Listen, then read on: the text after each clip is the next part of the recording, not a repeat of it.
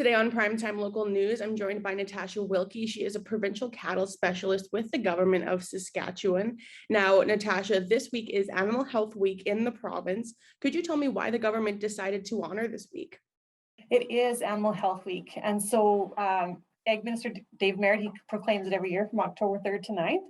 And so the big thing with this week is we just want to recognize the idea of like animal health and human health and the planet health or the environment, and how all three of those play into each other, I guess, And also we want to recognize our producers and our vet experts and everyone else that goes into making sure that we are all healthy. All of our animals are healthy, we're healthy, and our environment's healthy.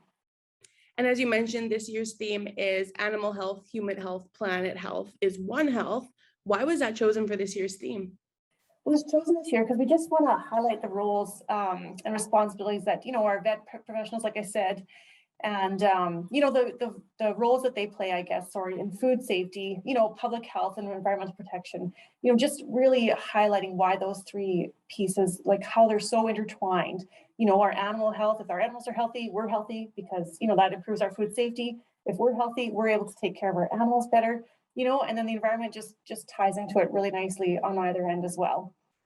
And this year with the drought, it took a little bit extra effort to care for animals, whether you're the producer or the veterinarian. So is this week just, an added appreciation for the work that these people do? Absolutely. I mean, that's right. Like this year's drought conditions, they've really highlighted the resiliency of our livestock industry. And they do it time after time again. I have no idea really how all of them do that, but they come through it. They just face adversity head on. They've been faced with so many challenges this year and uncertainty for themselves, for their livelihoods. This drought has been a big impact on them. And so, trying to find water, trying to find that feed, trying to figure out how they're going to market their animals or what that's going to look like when it comes time to market their animals. They've faced that head on and are shining. And then Natasha, just one last question is, how is the cattle industry in Saskatchewan doing? It's been a tough year with the drought this year. The previous year, there was a lot of backups with processing plants for beef. How is the industry doing? They've done really, really well, surprisingly, really well. Luckily the cow prices, they did dip a little bit. Our cow prices dipped probably about a month ago. They made a bit of a dip, when we were faced with, in the face of the drought and not knowing really what was going to happen. And thankfully, those prices have started to come up. Also, thankfully, our calf prices have been holding fairly strong, which is pretty amazing given that grain prices are through the roof, really, the feed grain prices. And so they've been doing really well. But I mean, and that being said, they also have lots of professionals that that help out too. Like I say, it takes a village to raise a kid is some of the sayings, but I feel it's the same way with cows.